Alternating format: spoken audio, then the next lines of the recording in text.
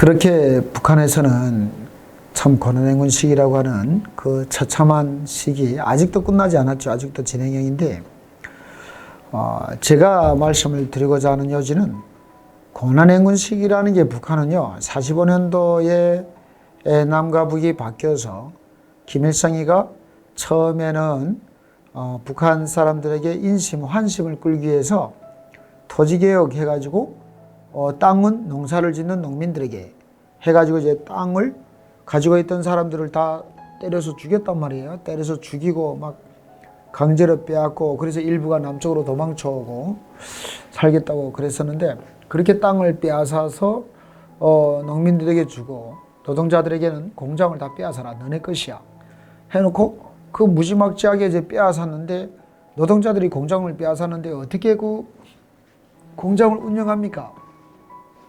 그러니까 국가가 우리가 이제 통제를 해줄게 해가지고 이제 공장은 노동자의 것으로 뭐 땅은 농민의 것으로 뭐 그런 초창기 그 시대에는 막 북한 사람들이 농사를 지어가지고 농사를 지은 쌀로 뭐 배를 좀 채웠는지는 모르겠지만 6.25 전쟁이 끝나고 나서 저희는 이제 61년도에 갔으니까요.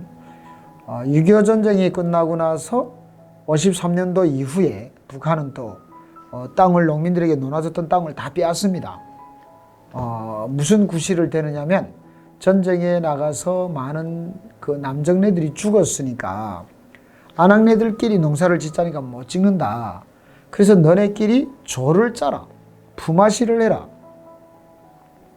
그래서 이제 여러 명이 그러니까 남편이 군대 나가 죽고 아들이 군대 나가 죽고 다 그래 남자들이 거의 다 죽었으니까 정말 나이가 많거나 몸이 안 좋거나 이런 사람들만 남아있기 때문에 너네가 그러면 서로가 힘을 합쳐서 여자들끼리라도 몇 명씩 오늘은 너네 집 내일은 너네 집 하면서 돌아가면서 일을 해라 해서 품앗이라는 그런 그 분족격의 팀을 만들어서 일을 해라 하고 그 다음에는 아무래도 안 되겠다 우리가 협동으로 할 수 있게 해줄게 해가지고 협동농장이다 해가지고 한 거예요. 그래서 국가가 다시 빼앗은 거예요. 그래서 북한에는 자기 땅, 자기 집 없고 자기 공장이라는 게 없습니다. 그렇게 53년 7월이 지난 이후에 북한은 토지개혁이라고 나눠졌던 땅을 다시 걷어들이면서 저는 북한은 그때부터도 늘 고난행군이었다. 지금도 그 주체가 바뀌었을 뿐이다. 김일성과 김정일과 김정은 또 김일성이 때 시대 사람들이 죽고 김정일이 때 시대 사람들이 죽고 또 태어난 사람들이 김정일 시대에 살고 이렇게 그랬을 뿐이지 늘 북한은 고난행군이었다. 다시 말하면 일제나 외세에 의해서 쫓기는 고난행군이 아니라 그 북한의 공산체제가 북한 주민들을 늘 쫓고 쥐어짜는 고난행군이었다. 이렇게 생각을 해요.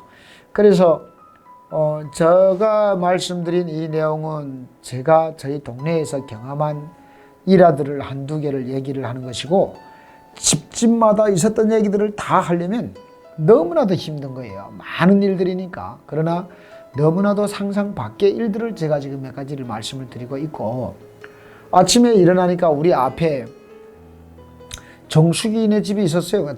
딸 이름이 그때 이제 정일이었어요. 아들 이름이 정일이었어요. 정일이었는데 김정일이하고 이름이 같은 거를 이름 다 바꿔라. 그래가지고 그 이름을 정일이라는 이름을 이제 바꿨거든요.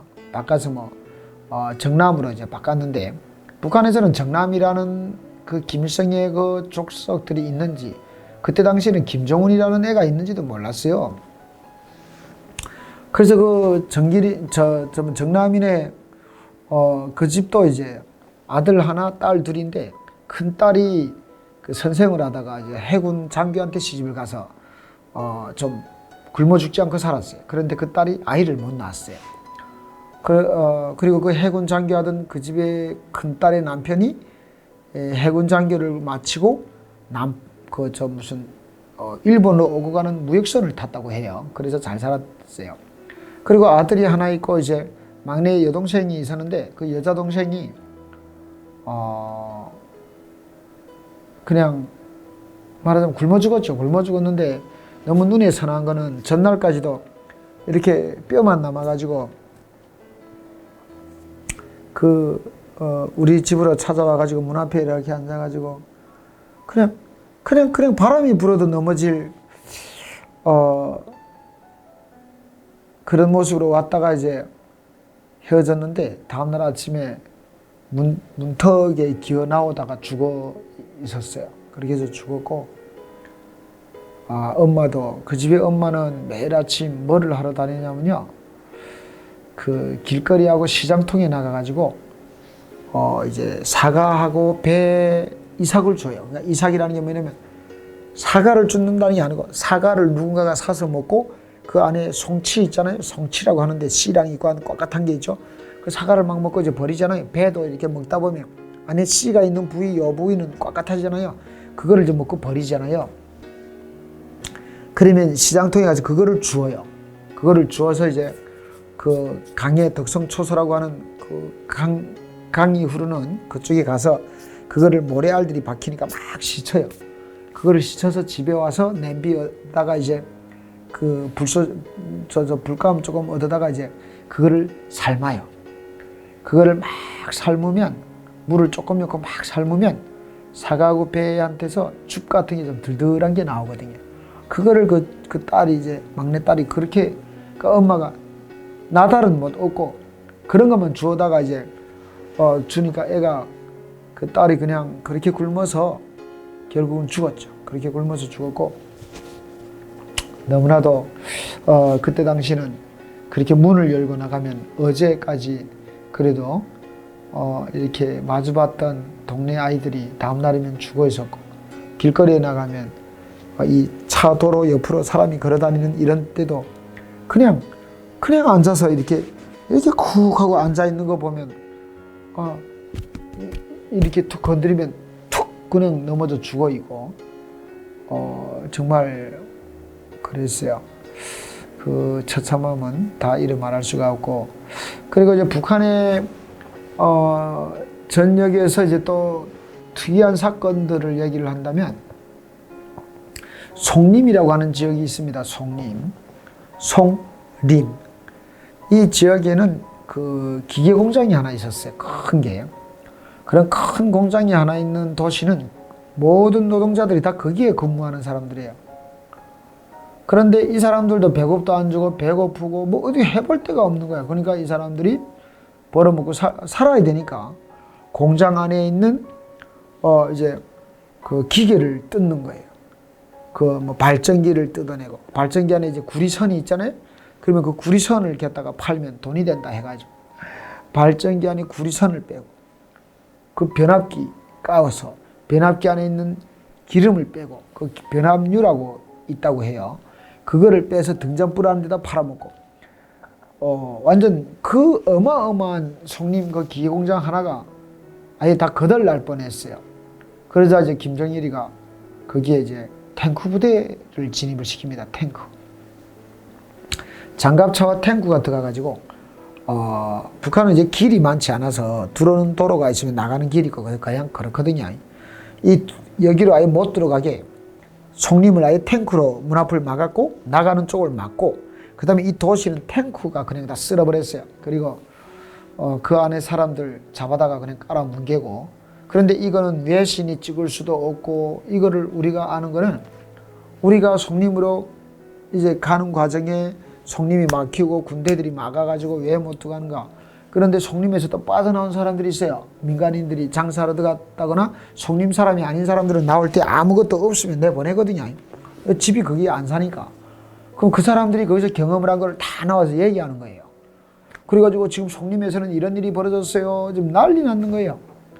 그래서 뭐 그런 일부터 해서, 그 다음에 함경남도 아까 장진이라는 얘기를 했는데, 장진, 부전 이쪽에 이 해발고가 엄청 높은 지역인데, 여기다가 이제 김정일이가 통치자금, 북한의 통치자금은 백성들을 통치하기 위해서 백성들에게 무엇을 주는 통치자금이 아니고요. 그 굶주리는 이 하이에나 같은 백성들이 이제는 먹고 살기 힘드니까 정부에 대꾸질을 하기 시작을 했어요. 김일성이 때는 죽도 재발아 먹을 수도 없는 요만큼 한 줌짜리 쌀을 던져주고는 찍소리도 못하게 만들었고요. 김정일이 때는 아예 그것마저 없었으니까 사람들이 이제 나 배고프면 일 못 나가겠다, 잡아여라, 막 이렇게 항거하기 시작을 했어요. 그래서 이제 김정일이가 머리를 씁니다. 야, 저것들 식량 구입을 하겠다면 내보내라. 북한은 도에서 도로 넘어갈 때는 통행증을 발급을 받아야 돼요. 경찰서에 가서. 통행증을 발급받지 못하고 함경북도에서 함경남도로 넘어온다든가 도에서 도를 넘어가면 잡힙니다. 자기 북한 공민증이 있어도 잡힙니다. 여기는 주민등록증이지만 북한은 공민증이에요. 공민. 그게 있어도 통행증을 별도로 발급받지 않으면 잡혀요. 그 다음에 기차표도 떼야 되고 막 복잡합니다. 그런데 김정일이가 야, 이러다가 이제 일이 날 것 같으니까 먹을 것을 구입하러 간다라고 하면 통행증이 없어도 냅더라 하고 풀어놨어요. 어찌 보면 자기들이 먹일 수 없으면 풀어라도 놓으면 북한 사람들에게는 좀 도움이 되잖아요. 알아서 먹고 살겠다는데 국가가 주지도 않으면서 통제하고 하는, 너네 안 줘도 된다, 우리가 알아서 먹고 살게. 그래서 김정일이가 이거를 통제를 하면서 통치자금이 뭐가 필요하냐면 김정일이를 따르는 이 조선노동당 중앙위원회의 이 사람들이 있잖아요. 김정일이를 호위하는 이 경호원들이 있잖아요. 김정일이 앞에서 춤을 춰야 되는 기쁨조들이 있잖아요. 얘들은 어마어마하게 잘 먹이는 거예요. 얘들을 잘 먹여놔야 얘들이 나에게 총을 겨누지를 않잖아요.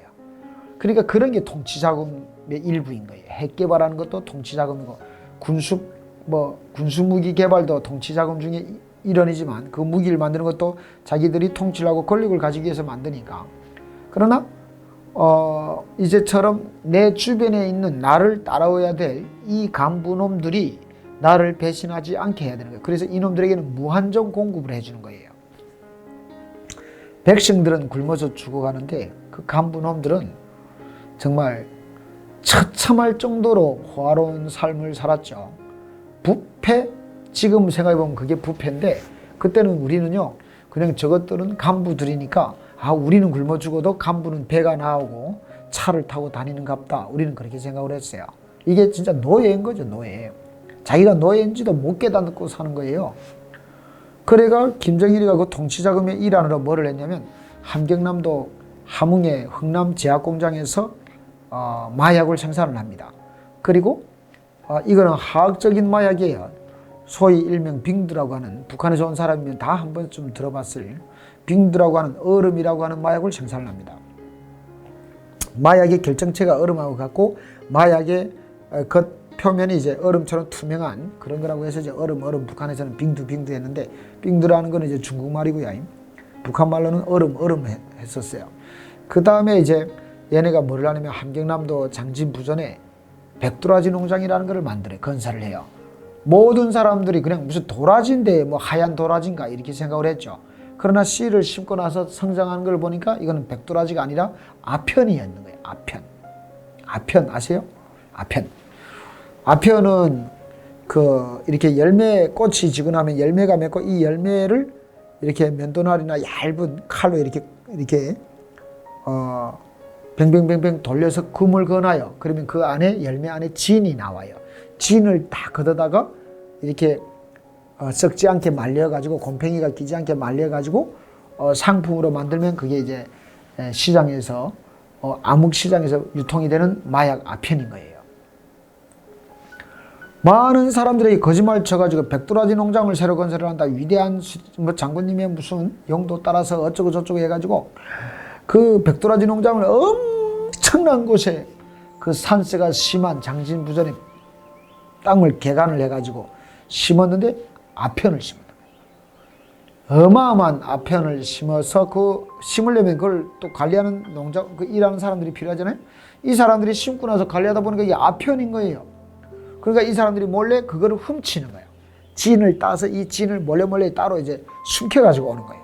그래서 집에다가 몰래 숨겨놨다가 이제 팔아먹는 거예요. 그러니까 북한이 완전히 마약의 아스라장이 되는 거예요. 마약의 아스라장. 그렇게 이제 정말 난리난 통에 이제 김정일이 밑에 그 부하들이 야 여기서 생산한 아편이 지금 많은 양이 부족을 하다. 그래가지고 보니까 일부 사람들이 그 아편을 훔쳐다가 거기서 일하는 사람들이 아편을 훔쳐다가 시내에다가 팔아먹는 거예요.